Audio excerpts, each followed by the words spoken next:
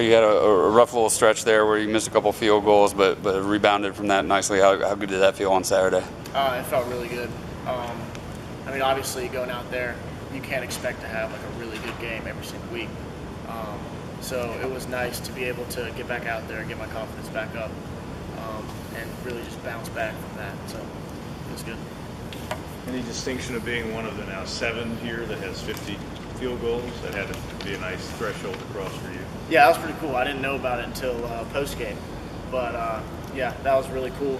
Just because Clemson University, Clemson football, there's a huge tradition here, a lot of history, and being able to be part of that is really cool, and it's truly a blessing. The fake field goal attempt was obviously designed to go to you because you practiced it and you seem where you're supposed to be at in that play. Can you talk about what you felt going through that play as the ball was going into Sweeney's hands and you dropped it? I mean, that's just a simple mistake. It actually wasn't supposed to go to me, but hopefully we have one where I'll be able to get the ball. That'd be awesome. But with that, it's just being able to bounce back and focus on the next play. That was one mistake, and at one moment in time. Other than that, he had great holds the entire game and really did his job well. So, how much does How much does it help you having BT kicking off?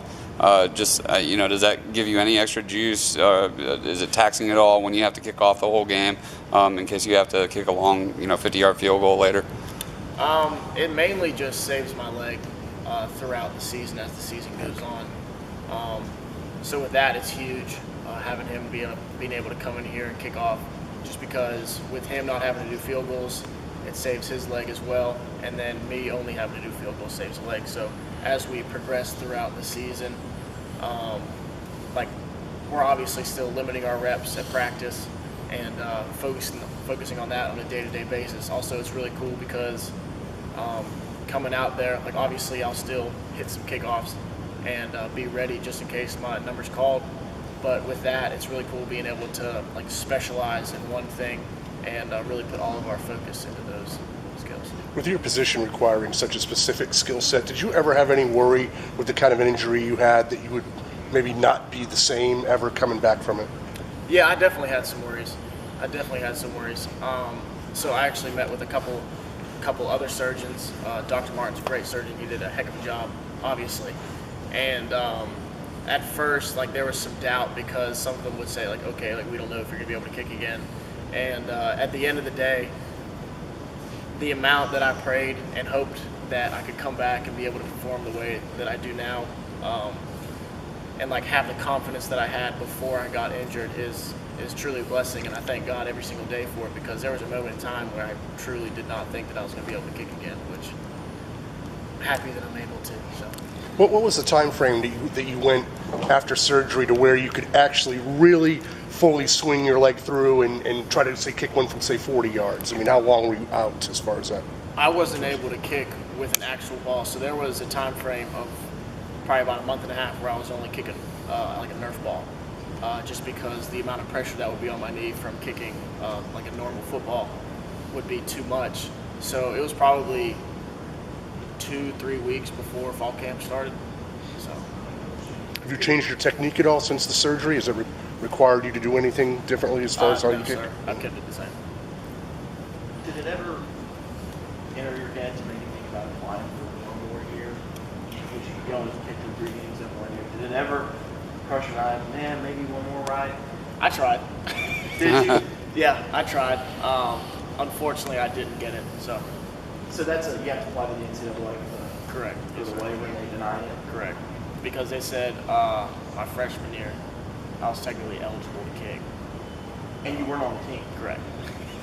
So being That's a student just cost you, right? Yeah. It was a great year. But So is it a little bit harder for a kicker now? So now this is it for you. To say, hey, getting on with the life, or to wait on the NFL? What are your plans? Well, as of right now, I actually have a job lined up with a company that I interned with this past summer. So I have a fallback plan. But obviously every single day I'm doing the best that I can to create an opportunity to potentially play in the NFL. But if it happens, it happens. That'd be awesome. If it doesn't, it's really nice to know that I have a fallback plan and just get started my career. Is it tough for kickers because you guys usually don't get the full draft, you know? Yeah, you could say that. So a lot of teams bring on a couple kickers just for preseason, and it's kind of like they bring you in. They're like, all right, let's see what you can do, and then either you perform or you don't. So does it feel like you've been here for ages, and that the whole, Dabo signing you and the Bilo parking lot statements and all that? Does it just seem like it was, years ago, or does it seem like it's gone by in a hurry? So playing football here it's flown by. Like I remember vividly the day that I moved into Clemson.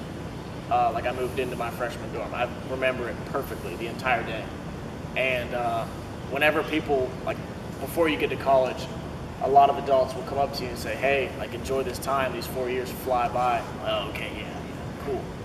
They fly by. Like it is absolutely insane to believe, and I can't really wrap my head around the fact that I graduate in December, and after this, like I'm out of here. Good luck. What you gonna do? If you weren't to ever kick again, what would be the one memory that you remember from your time here? So there's several kicks in my mind where I look back and I think that was an awesome experience. I'm really happy that I was able to experience that. But I would say the thing that I'm gonna remember the most is the daily grind, like the summer workouts with my brothers, practice every single day, hanging out with the guys, meetings, because we're here so often that you don't really have an option. Those are actually your brothers. And creating the relationships that will last a lifetime. So that's something that I would say is that I've gained the most, and that I'll be able to look back and smile on, is all the relationships I've gained throughout the years. What do you remember about the Florida State game 2 years ago? And is this one of those venues that you really look forward to the opportunity to kick a field goal or two? Yeah, I like that field a lot.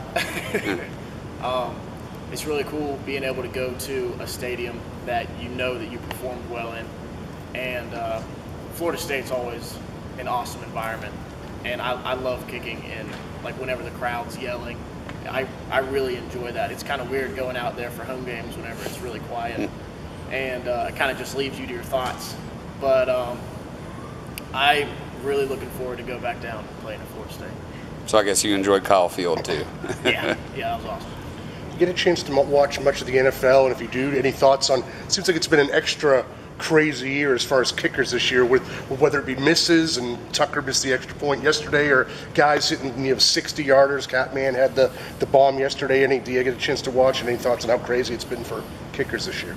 It's pretty cool being able to see a lot of the positives that are coming out of it. So when Catman hit the 59-yard game winner, that was awesome. That was insane.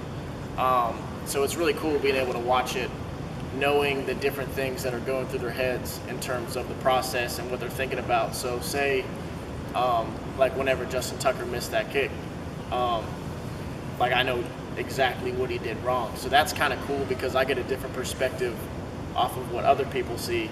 And so a lot of times whenever people are watching that, they're like, oh, he missed the extra point, and then they're just like mad. But being a kicker, you kind of feel for other kickers in those situations, just because it's not cool being in a situation where you go out there, you have one chance, and it's either you miss it or you make it. So it's either they love you or they hate you, and there's really no in between. So being a kicker, you get used to that mindset, and being able to watch it in the NFL, positive or negative, it's pretty cool just to see it as a different perspective from everybody else. You've had a lot of big moments here, obviously, over your career. Is there one miss that whenever you're just kind of deep in thought that maybe comes back to you time and time again, you were like, man, that's maybe one that stands out that you really wish you could have a second crack at? Wow, that's a great question. They're few and far between, right? I mean, yeah, to an extent. Yeah, But, you haven't had many of them, that's for sure. there isn't really one that stands out. The thing that stands out after a miss is how I feel on Monday. So yeah, I'm upset in the moment, but as a kicker, you have to have the mindset of, okay, it's a one-kick season. If you miss it or you make it, it shouldn't affect your next kick. So that's the kind of mindset that you have to have. But every single time on Monday, we come back in and when we're watching the film and the whole team is in there, and we watch the film when I miss, the feeling that I get in my gut, I absolutely hate it. Like, I absolutely hate it. And that's, a lot of that drives to not miss.